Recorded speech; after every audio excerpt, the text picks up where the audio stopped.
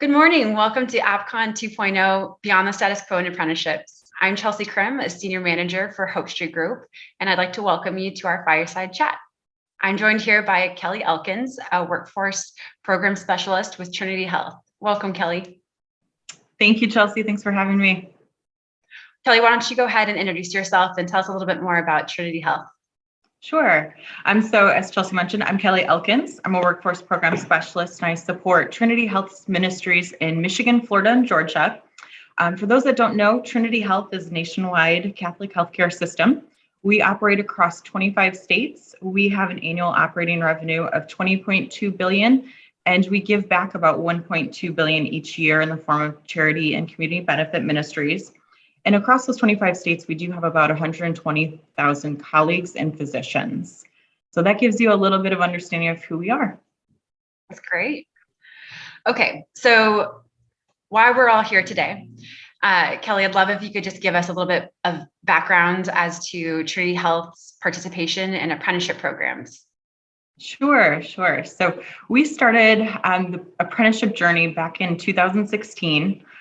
We were realizing that we had a grave shortage of medical assistants, both the change in CMS, CMH requirements of needing a credential in order to chart in the electronic medical records, plus realizing that our schools in our area weren't graduating enough MAs to cover the needs of the employers in our region. We had a pretty critical shortage and had to get creative because there wasn't going to be more talent in the market unless we found a way to add more talent.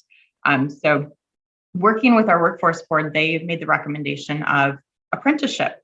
And our first thought was apprenticeship in healthcare. And as they explained it to us more and more, we started to realize this is a great opportunity for our organization. This is a great way to, give back to our colleagues and our community, as well as win-win for us as an employer because we're getting more talent.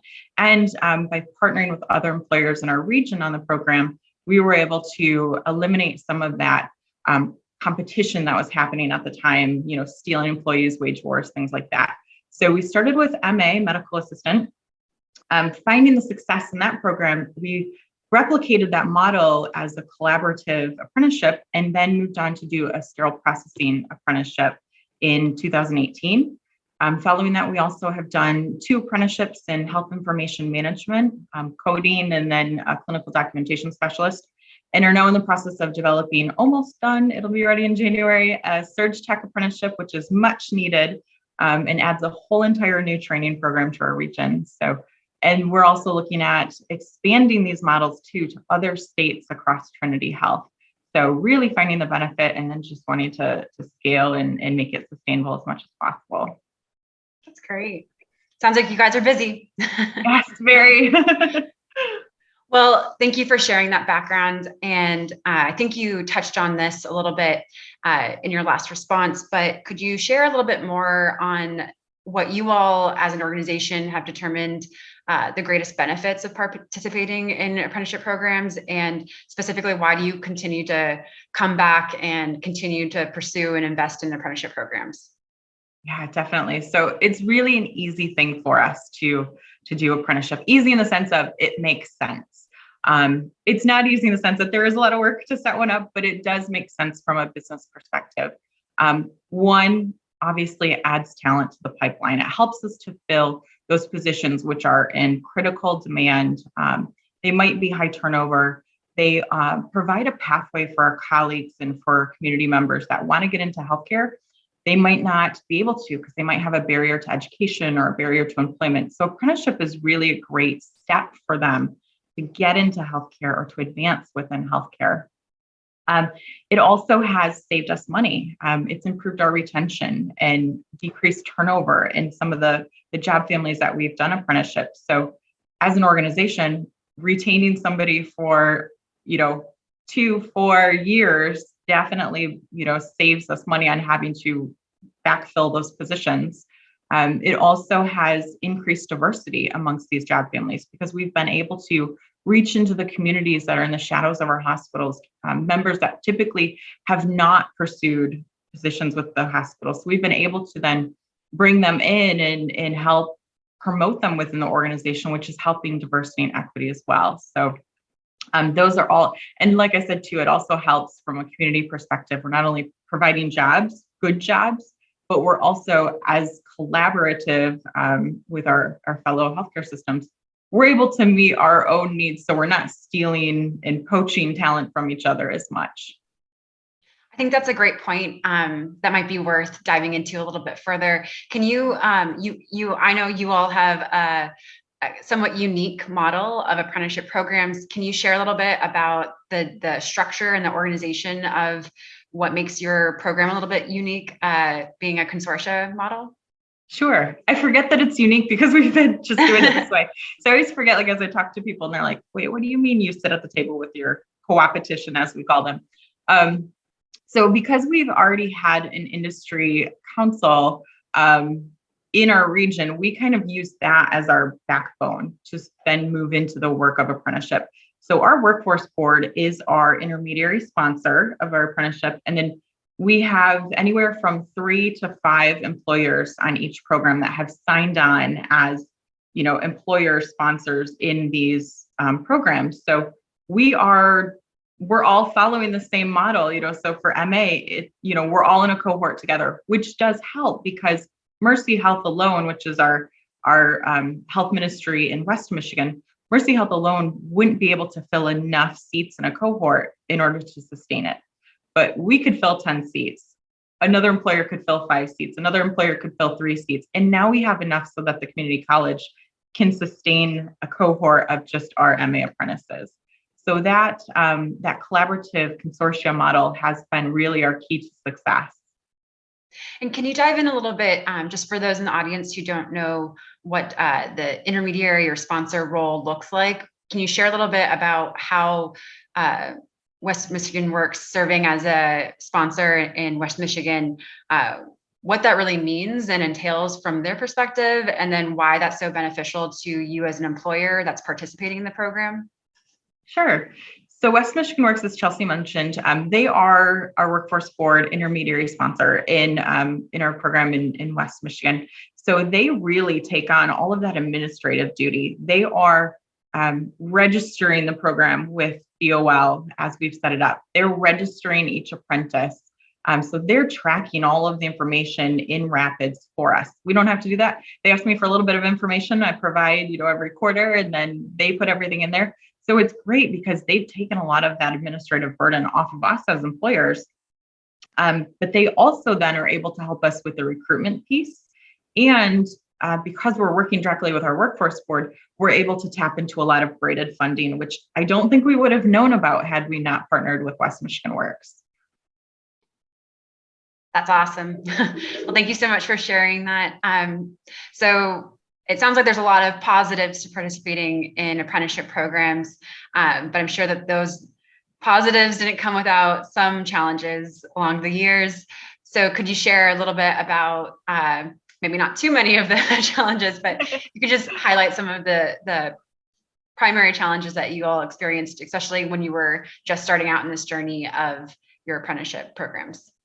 Yeah, I think first and foremost, it's good to know it does take work to set up an apprenticeship, especially in healthcare. We did have to double check, is it okay with Joint Commission that we have an uncredentialed colleague that's, working with patients? So just kind of double checking with each, licensing body, our state regulations to make sure that it was okay. And it was, which we were pleasantly surprised. We weren't sure at first, but it was okay. As long as they were under the supervision of, a preceptor, they were able to work with patients, which is really unique. There's not many ways that you could have somebody do that. But it takes some time to do that research and to really understand what is and isn't possible within healthcare with all of our regulations and policies and protocols. I think one of the other things is just being creative. Sometimes it's hard to really understand how an apprenticeship fits. I think I'm constantly explaining as I meet new managers that might want to approach an apprenticeship.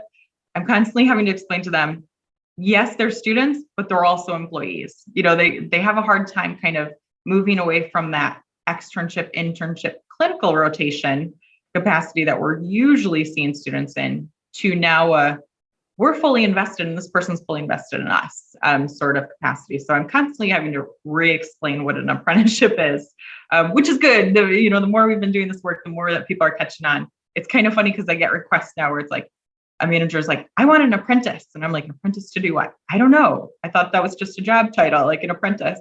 So it's like, okay, then, it's good because we're getting feedback. We just have to explain it a little bit better now. But it does take work to set everything up and to fully understand, what is the curriculum that's needed? How do you align your classroom curriculum with what you're going to be doing on the job to make sure that we're not trying to have an apprentice do something that they haven't learned in class yet. We want to make sure we're always, working safely, that we're never going beyond their competencies that they've already covered in their academic side. So getting all of that organized just takes a little bit of time and energy. So that's probably, I would say, the biggest challenge, but it's easy to work through. And once you do it one time, two times, you can really replicate that model. I found too, the benefit of working so closely with USDOL is, we can ask for help. And even Chelsea, you've helped us too, of dipping into some of those standards that are already in existence and, let's utilize a work process schedule that's already been created, already been approved, and makes sense for us. So you don't have to start from scratch anymore. You can really build off of the success that other programs have had.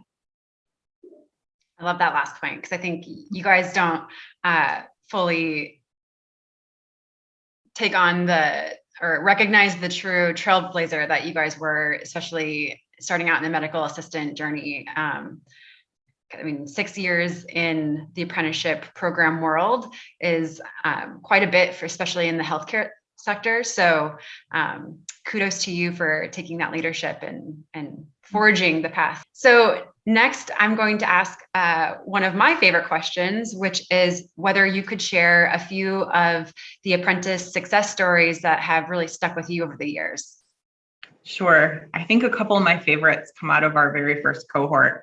I was fortunate at that time to be in kind of a blended role. I wasn't yet a workforce program specialist, so I was kind of serving in a recruiter capacity as well as doing the development work. So I got to interview all of the apprentices that were selected for the program and then help to get them going. So I had hearing their stories as they were interviewing for the positions. And we had a couple of stories that just really stick with me. One was a colleague that had been working in manufacturing for almost 30 years. And she had said, she really had wanted to go into healthcare back when she was in high school, but because of some family situations, she had to take care of some family members that were ill. She opted to take a job in manufacturing because it was good money at the time. It was I can't talk. It was good money at the time, and it was some defined hours and schedules that she was able to work with. And so she opted to do manufacturing, and then kind of always had that thought of, I wish I could have been able to get into healthcare. I wish I could have become a nurse. And she heard about the apprenticeship and she thought, if not now, when? This is my time. And this is something I want to pursue. And she was accepted into the apprenticeship. She was a phenomenal apprentice and has been with us now. She graduated end of 2016. So now it's close to end of 2021. She's been with us 5 years as a successful MA. She was actually one that a physician that she was working with as an apprentice was moving to an expanded office. And he said, I want her to be my MA on my team when I go to this new office. So that's just, shows a little bit impact. Another one was a younger individual that had recently graduated high school, was not quite sure what she wanted to do. And it's good to note too that as part of our apprenticeship selection process, we have what we call a portfolio. And so everybody that is interested, first we go through an information session so they understand what it is that an MA does, because we don't want there to be any confusion. So they really understand what it is that they're getting into. And then if they want to continue, we set them up with a career coach who will help them with resume preparation, some employability skills work, some interview preparation. And they do also go through some assessments on, where is your fit? Is healthcare the right fit for you? Is an MA the right fit for you? Is there something else that maybe we should direct you towards? So they go through all that. And through that process, this individual determined, yeah, healthcare is it, and becoming an MA is it. And I really want to do that. And she also learned too, her future journey was going to take her to nursing. So she realized, I want to be an MA, I want to be a great MA. And once I'm done with MA, with the program, I want to then continue these classes to become a nurse. And she did. She graduated as an RN last year. And, it was really cool to see. It makes me almost like want to cry, because it's like so cool how she started on day one as, I don't really know what I'm doing, and I don't know if this is where I want to be, to really secure and really just happy that she pursued it. And so that's where I think apprenticeship was such a great thing, because she was able to graduate with zero debt with her apprenticeship classes. And because then she was employed, she could then tap into tuition assistance to help her pay for the nursing program. So that's another benefit of apprenticeship that's great too, is it really helps individuals because we're paying their tuition. So they don't then graduate with 10, 20,000 in debt too. That's great. And I love what you touched on as far as sort of for that last individual highlighting her career pathway. And so she really understood the steps that she needed to take to complete not only this first leg being the MA apprenticeship and serving as a medical assistant, but also continuing on to her nursing journey. So that's really awesome and a great testament to how great apprenticeships are. Mm-hmm. So just to wrap up our conversation, I wanted to give you one last question. So given your rich experiences and the many years that you've been working in the apprenticeship world, what's one key nugget of information that you wish you knew when you were starting out in this apprenticeship journey? That's a really good question. I would have to think about that for a moment. I would say probably one, stay curious, because I don't think if we hadn't approached this with a curious mind, that we would have been as successful. I think our ability to be open and ask questions got us to where we're at. I think it's very easy to kind of shut down a new idea because it's different and it's, seems like there's too much to it to even pursue. I think we have a lot of legacy thinking sometimes in healthcare. And I think that approaching with a curious mind really allows you to think through how you can make a program like this successful. The other thing I would say is it's okay if you don't know what you don't know.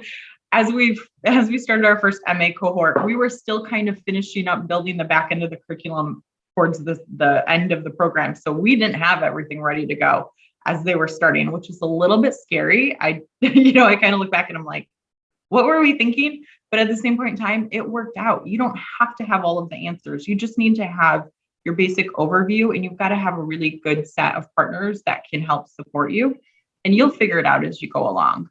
So they stay curious and just know that it's okay to just jump on the wagon and get going.